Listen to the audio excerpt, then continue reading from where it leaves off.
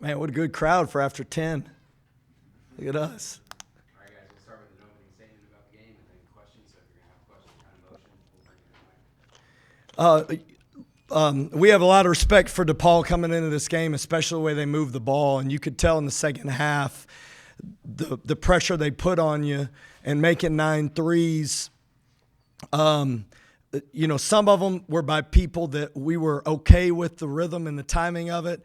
But a few of them we got us late in rotations, and then the couple in transition, we felt like we could adjust at halftime and take those away if we got the right energy and could see what it was on rotations, because what they're good at doing is not stopping playing. I mean, they just keep moving the next action, and we got confused a few times when we had to guard in rotations and didn't keep playing. And in the second half, man, I tell you, our guys really were tremendous. To hold the team to 2 threes that's averaging, 13, 14 threes made a game, and they started the half at 9. Man, I loved our team's effort in the second half. And then the other thing is we got in the bonus early in the second half. I didn't think we settled. I thought we got to the paint, got to the free throw line, shot 17 free throws to their 6, and those 2 things were huge for us.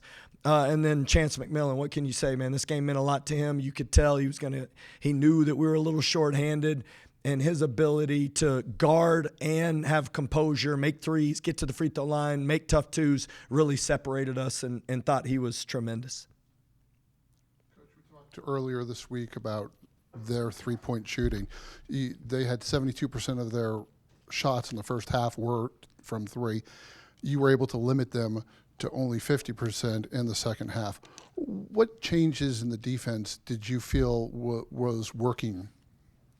Well, 2 things. One, I thought we guarded the ball better. And the times that we gave up threes that were within the flow of their offense on penetration, we had to help put 2 on the ball, and then they moved it, and got cutters through. And when you're cutting and you're already in rotations, then you lose guys for a half second, and that's all they needed. In the second half, we did a better job defending the ball at the point of attack, so we didn't end up with a guard having to rotate over on the action. And whether it be a ball screen, now we did give up some rim 2s because of that. I mean, on slips and rolls to the rim, they got us a few times late, but it was almost they needed to make 3s at that point, and we were stayed fanned out, and they slipped us and got us at the basket. But our perimeter defense, I thought, in not allowing us to get in rotations really was the difference. In the second half, there was a point where they had cut it to 9, and there was a hustle rebound by Chance, of which he put it back in and brought it up to 11, and that was it. What was the hustle that you saw out of Chance that was different from the past games? Well, I'll tell you, Chance McMillan practices hard every day, and his approach to rebounding drills, and we haven't been able to go live much just because of our lack of depth and some things that we've been going through in regard to injuries. But Chance McMillan, this means a lot to him. Every day he steps out there, and there's intent in the way he rebounds. And he had a chance at an offensive rebound 2 possessions before, and he came over and he said, I'm going to get the next one. He just got a lot of resolve right now. That's what leadership is. That's what returners are in college basketball. It's Chance McMillan. It's Darian Williams. You just tell it means a lot to those guys. And they carried us tonight in a night where we were shorthanded, and I thought they were awesome. Coach, no JT topping tonight, like you mentioned, but you're still able to win the paint battle pretty handily. I guess what does that say about the rest of the guys, and how happy are you that you were able to dominate in the paint like y'all did? Yeah, I thought Kevin Overton's attack at the basket along with Darian Williams was big for us. He took one jumper on a pull-up to start, and then the rest of it was like transition layup, attacking the basket, getting to the rim, and then getting to the free throw line. And he shot 5 free throws and led us in free throws attempt with Darian. And those 2 guys' ability to attack the basket and keep pressure on teams was big. And then EY gave us great minutes tonight, and I thought in addition to that, Elijah in the first half really got paint and got Fede a couple of baskets and, got us going too. And his defense, his 4 steals, I thought were big in the first half. It was fun to see him get out there and scrap, and he'll keep getting better. How much of the improved defense in the second half was guys just getting more comfortable playing together because you were throwing out a lot of lineups that haven't had a lot of time together? There's no question that we kind of went with a lineup there that it was Christian, Chance, KO, D5, and Fede when we kind of were able to really stabilize the lead. And those guys' communication and ability to guard the ball was great. And to start the second half, I thought that group was great also. And those two segments really gave us a great lift. And it kind of really comes out when Darian's got to kind of carry the load, especially when JT's not out there, kind of operate the offense a little bit more. Just the pace he plays at. It's just kind of finding those nooks and crannies, getting those little pocket passes and figuring out the angle to take. Have you seen that improve this year compared to where, especially last year? Yeah, I mean, Darian Williams, when you see his composure in passing the ball, and that's where JT and Fede are different. I mean, Fede's more of a lob threat. JT's more of a pass it to him in space and let him score. And I just think the more that Fede gets to play, too, the more he'll get confident in scoring. I mean, he was 4 for 8 tonight, and I thought his few plays in the first half really opened it up for us. And Darian Williams is – man, his composure level, his ability to distribute, his physicality and the way he's handling the basketball is really a big difference maker for us. And I know you're coming off of this one, but we talked about earlier, perimeter-oriented team. You're going to go against another one on Sunday. What'd you see tonight that gives you kind of confidence that if this is the lineup in rotation that you kind of have, that you can succeed in this one too? Well, we've scrimmaged A&M. I've watched them play a few times and honestly haven't done an in-depth dive into them, but I do know this. They rebound. And if you ask me, there's one thing that we better be prepared for. It's the physicality of the game. The one thing DePaul didn't do a lot, I mean, they shoot threes, but they get back. I mean, they put pressure on the basket by movement and then shooting threes, but we were okay defensive rebounding tonight. We're going to have to be unbelievable on Sunday in that area. And they got great players. They got great schemes. They do an awesome job, but it's going to be the physicality that they play with that's going to be what we're going to have to match. Coach, I'm curious how you thought Federico handled 30-plus minutes tonight. Oh, man, Federico's awesome, man. He'll keep getting better. He plays the game. An underrated part of his game is his ability to communicate all those actions in the middle of the floor. We didn't have a lot of confusion.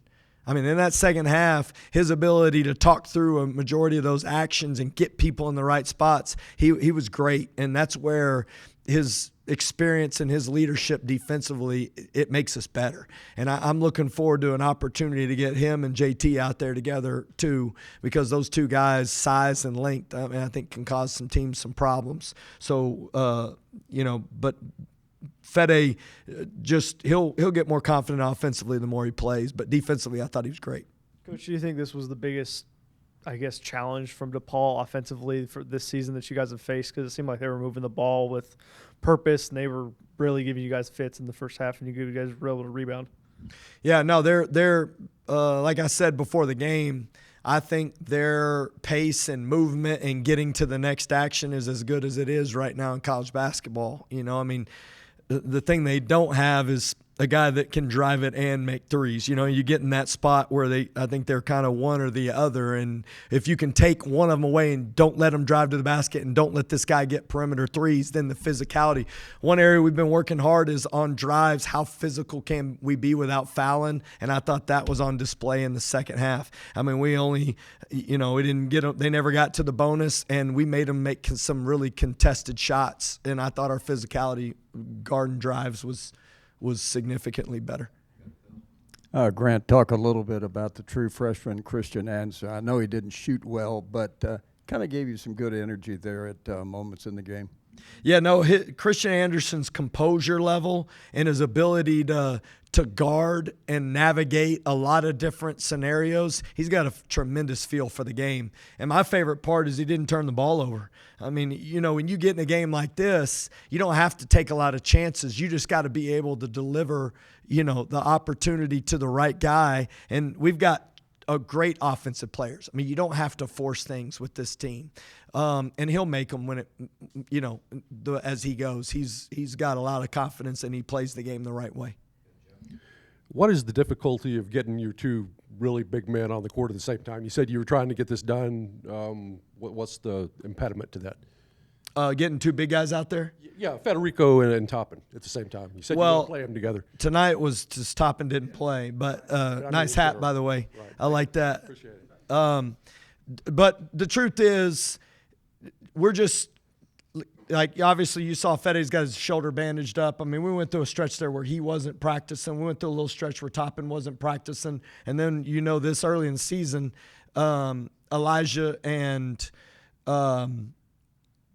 EY and Christian didn't play in those first 2 games plus. EY was 5 games in. So we've not been able to put enough consistency out there to know how we can get those 2 guys together. And I think when we're healthy, we'll get to see that more. I'd like to sub Darian Williams out more and give him a little bit more rest so he doesn't bottom out. It felt like he bottomed out a little bit because we ran with him for so long because we had such a good start to the game.